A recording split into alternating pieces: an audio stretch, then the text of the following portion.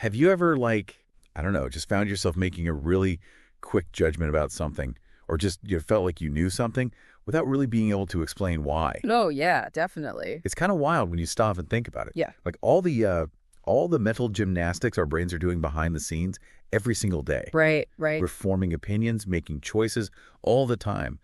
And we often don't even realize just how complex the systems are that are driving those decisions. It really is amazing. And that's exactly what we're going to be digging into today in this deep dive. Absolutely, yeah. We've got this really fascinating collection of insights from behavioral economics and psychology that we're going to be looking at today. And what's really cool about these sources is how they, pull back the curtain on all these hidden mental mechanisms that are influencing our thinking all the time. Right. And they highlight the predictable ways, the systematic errors that we tend to make when we're evaluating situations and making decisions. Yeah, and that's what I find so interesting is that it's not just random. There are actual patterns to these errors in thinking. Precisely. So whether you're, already kind of a nerd about this stuff like we are, or you're just curious about why our brains seem to, play tricks on us sometimes, this deep dive is for you. We're going to be pulling out the most crucial and just like mind-blowing nuggets from these sources. We really want to give you those aha moments, help you understand your own mind a little bit better, without getting too bogged down in the overly complicated details. Yeah, consider this your shortcut. Exactly. Your shortcut to it, a richer understanding of the wonderfully quirky and occasionally flawed way we all think. Well said, yeah.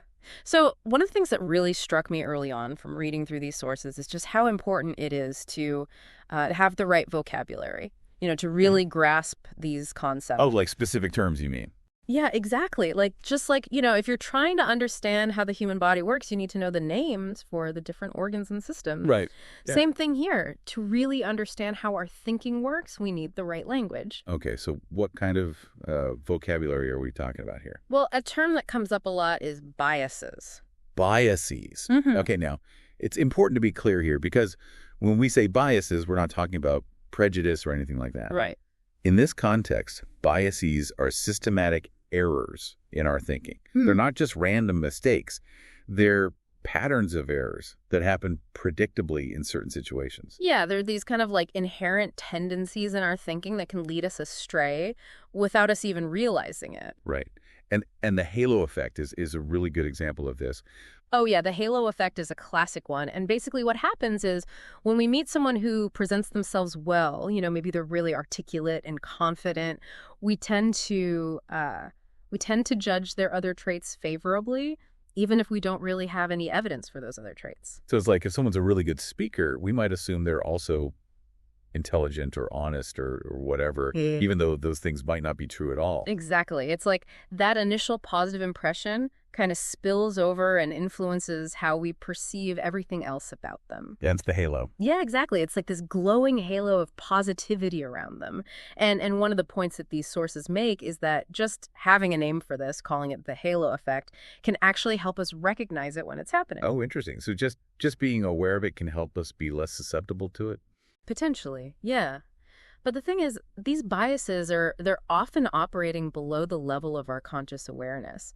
And to really understand how these biases work, we need to get into the two fundamental systems of thinking that we all have. Oh yeah, this is fascinating stuff. So we've got system 1 and system 2. Right, system 1 and system 2, and they really are quite different in how they operate. So tell me about system 1. What's that all about? Well, system 1 is like the fast, intuitive, automatic part of our thinking. It's what we use when we're reacting quickly to something, making a snap judgment, or doing something that feels effortless. So it's like if you're driving and you suddenly have to swerve to avoid something in the road, that's system 1 kicking in. Exactly, yeah. Or if you're a chess master and you instantly see a checkmate, that's system 1 at work. Wow. Okay, so it's really fast, really efficient. It is, and it relies heavily on pattern recognition Yeah. and learned associations. It's like it's drawing on all of your past experiences to make these quick judgments. And there's that quote from Herbert Simon, right? Intuition is nothing more and nothing less than recognition. Yeah, that's a great quote, and it really highlights the role of experience in System 1 thinking. The more you've been exposed to something, the more easily System 1 can recognize it and make a quick judgment. Okay, so that's System 1. What about System 2? How's that different? So System 2 is like the slow, deliberate, effortful part of our thinking. Okay. This is the system that we engage when we're, trying to solve a complex problem or make a difficult decision. It requires conscious attention and mental effort. So, like, if I'm trying to figure out my taxes or write a paper or something like that, that's System 2. Yeah, exactly. Anything that requires you to really focus and think things through. Okay. And the sources talk about task sets and executive control as being part of System 2, right? Right, yeah. Task sets are basically like the mental instructions that we give ourselves to complete a task. Like if you're trying to remember a phone number, you might repeat it over and over in your head. That's a task set. Right. And executive control is like the mental resources that we use to manage these task sets, to, stay focused, ignore distractions, and switch between different tasks as needed. Okay, so it's like the control center for our thinking. Exactly. And this executive control is closely linked to the prefrontal cortex, which is the part of the brain that's responsible for higher-level cognitive functions. Okay, so System 2 is definitely more demanding than System 1. Oh, yeah, absolutely. And there's actually there's a lot of research that shows just how much mental effort System 2 requires. For example, studies have shown that when people are engaged in demanding cognitive tasks, their pupils dilate. Oh, wow. And when the task becomes too demanding, their pupils actually constrict, and they often give up on the task altogether. Really? So our brains are literally, like, physically reacting to the effort of thinking. Yeah, it's really quite amazing. And there's this really cool study called the Invisible Gorilla Study that demonstrates this phenomenon really well. Oh, yeah, I've heard of that one. That's the one where people are so focused on counting passes in a basketball game that they completely miss a gorilla walking through the scene, right? Exactly, yeah. And it just shows how intensely focused we can get when we're engaging System 2 and how that focus can actually make us blind to other things that are happening around us. That's pretty amazing. And a little bit scary, too, when you think about it. Yeah, it is. But it's a really powerful illustration of the limitations of our attention. So we've got these two systems of thinking, System 1 and System 2.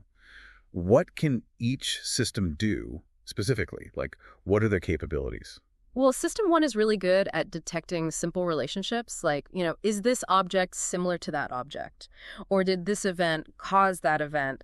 And it's also really good at integrating information about a single topic. But it struggles when it has to deal with multiple distinct ideas or with purely statistical information. So it's good with the quick intuitive stuff, but not so much with the complex analytical stuff. Right.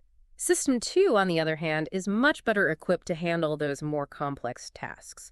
It can follow rules, it can compare objects on several attributes, and it can make deliberate choices. Okay, so System 2 is like the more thoughtful, rational side of our thinking. Yeah, you could say that. And one of the examples that the sources give to illustrate the difference between System 1 and System 2 is this idea of the meek and tidy soul who resembles a librarian.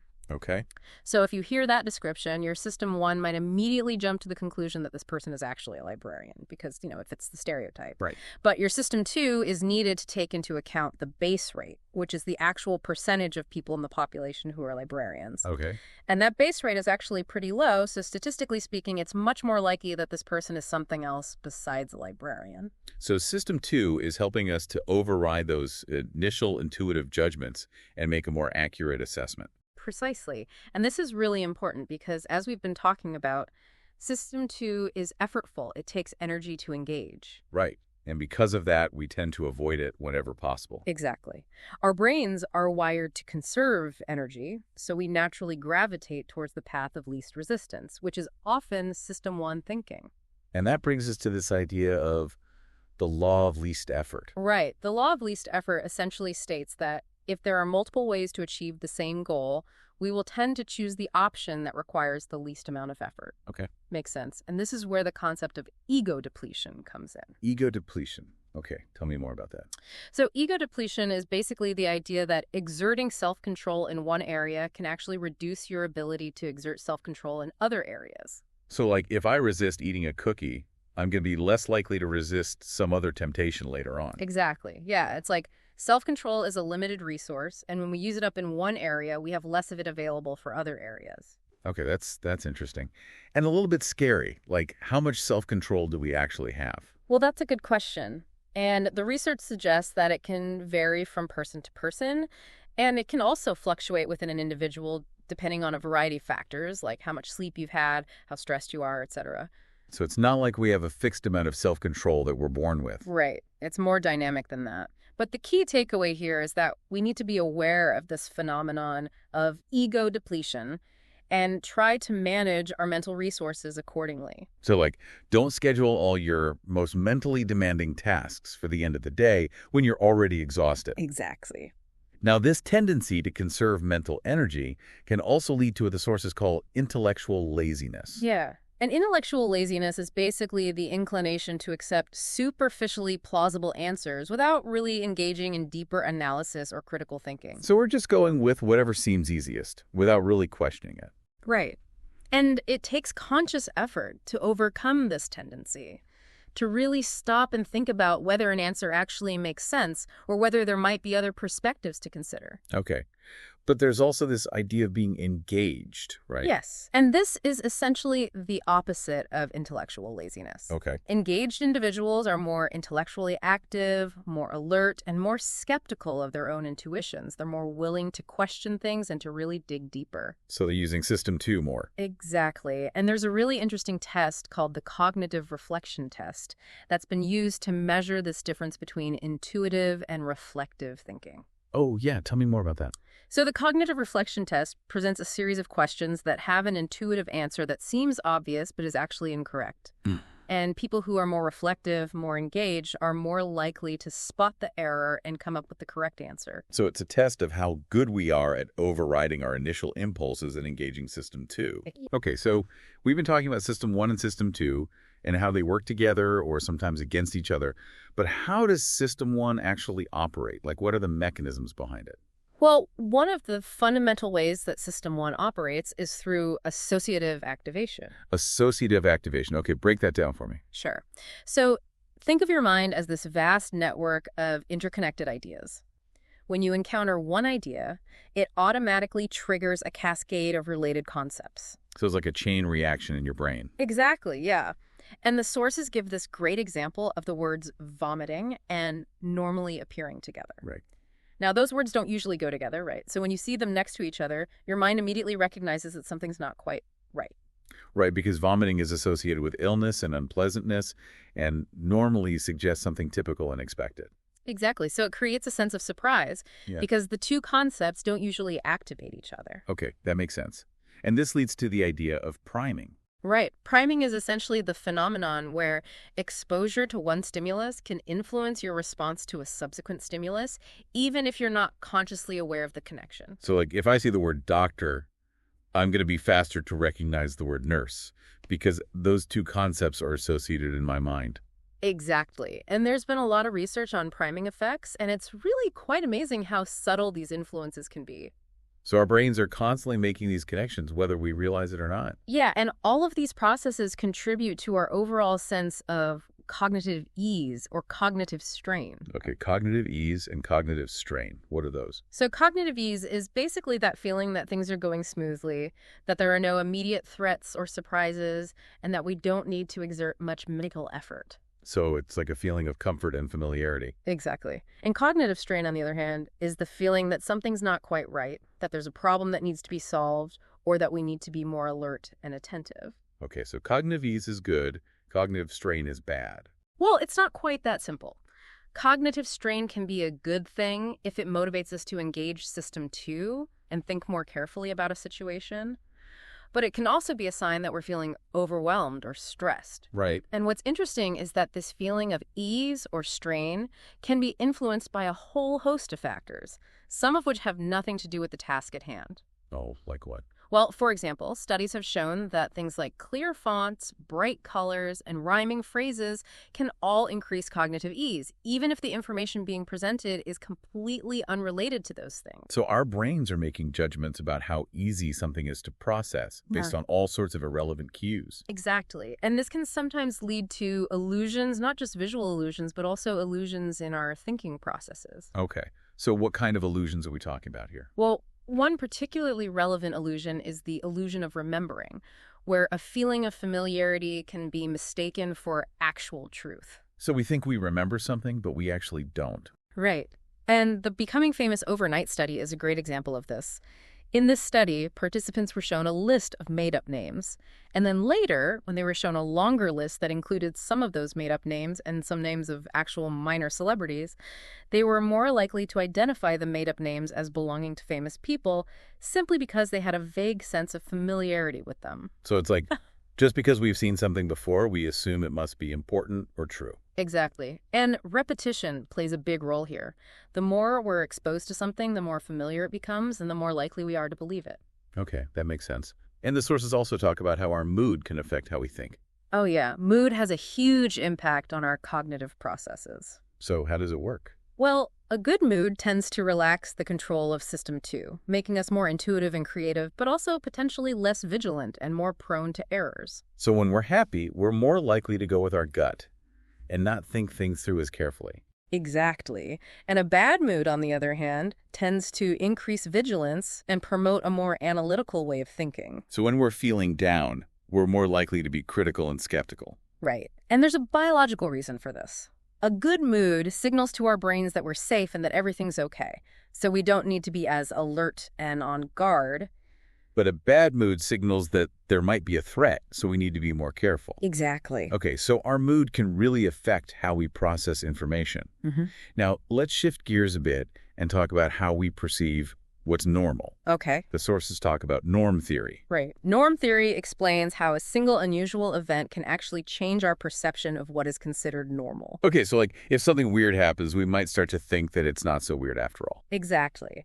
And they give this great example of a soup taster wincing in a restaurant. Okay. So if you see a soup taster wince, you might think, huh, that's weird. But if you then see other people reacting strangely to the soup as well, you might start to think, well, maybe it's not so weird after all. So the initial event kind of sets a new standard for what's considered normal. Exactly. And this can have all sorts of implications for how we judge things. Okay, interesting. And we humans also seem to have this need to find causal connections between events, even when those connections might not actually exist. Yeah, that's right. We're really good at seeing patterns and inferring causality, even when it's not really there. So we're making up stories in our heads to explain why things happen. Exactly. And there's some really fascinating research that demonstrates this. For example, Michaud did these experiments on the perception of physical causality, where he showed people these simple animations of geometric shapes moving around. Okay. And even though the animations were really simple, people would still perceive one shape as causing another shape to move, even when it was just a sequence of random events. So our brains are wired to see cause and effect even when it's not there. Right. And then there's this really famous study by Heider and Simmel where they showed people a short film of these geometric shapes moving around a house. Okay. And people would spontaneously attribute intentions and emotions to these shapes. Like, they would say things like, the big triangle is chasing the little circle. Wow, that's crazy. So we're projecting our own human motivations onto these inanimate objects. Exactly. And it just shows how ingrained this tendency to see causality is in our thinking. Okay, so we're always looking for explanations, even if we have to make them up. Now, the sources also talk about this idea that we tend to believe everything we hear at first. Yeah, that's right. Daniel Gilbert has this theory that we initially accept everything we hear as true, and it's the role of System 2 to come along and engage in doubt or critical evaluation. So we're kind of gullible by default? Well, you could say that. And the thing is, System 2 is effortful, so it doesn't always kick in. Right. So if we're tired or distracted or just not paying attention, we're more likely to believe what we hear, even if it's not true. Exactly. And this has all sorts of implications for how we process information, especially in today's world where we're constantly bombarded with messages from all directions. Okay, so we need to be really careful about what we believe, and we need to engage our critical thinking skills. Now, one of the really key concepts that keeps coming up is this idea of jumping to conclusions. Oh yeah, jumping to conclusions. That's a big one. And it's actually so fundamental to how System 1 operates that it even has its own acronym, WYSIAT. What's that stand for? What you see is all there is. What you see is all there is. Okay, so basically we're making judgments based on incomplete information. Exactly. System 1 takes the information that it has, and it constructs a coherent story without considering what information might be missing. So it's like we're filling in the blanks in our own heads without realizing that we're doing it. Right. And this can lead us to make all sorts of errors in judgment. Okay, so what's an example of this? Well, one example that the sources give is this question. Would Mindik be a good leader? She is intelligent and strong. Okay, so based on that limited information, we might be inclined to say yes. Exactly.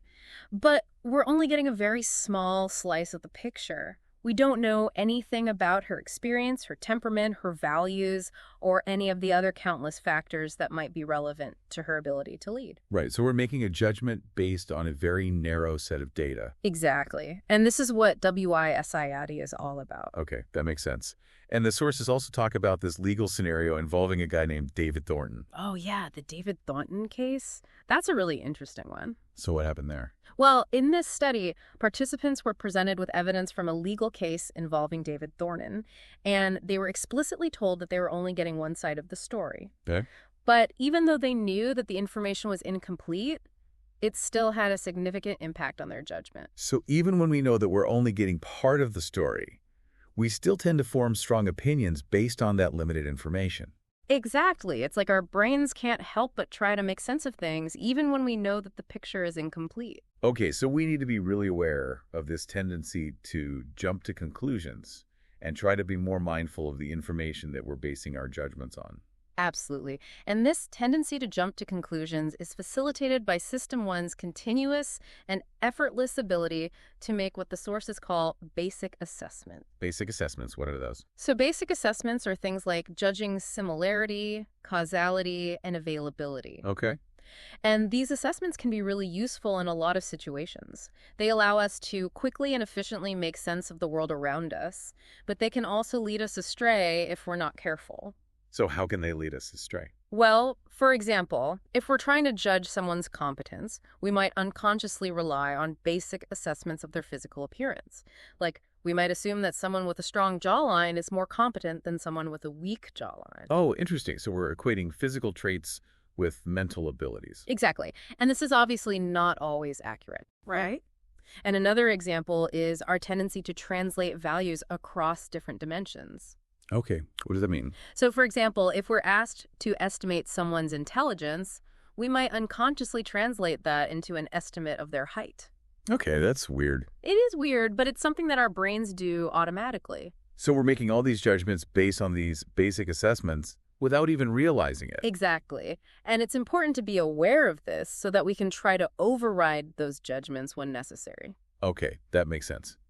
Now, the sources also talk about how System 1 processes information about sets or groups of items. Yeah, sets are basically just collections of things, and System 1 is really good at quickly grasping the average of a set.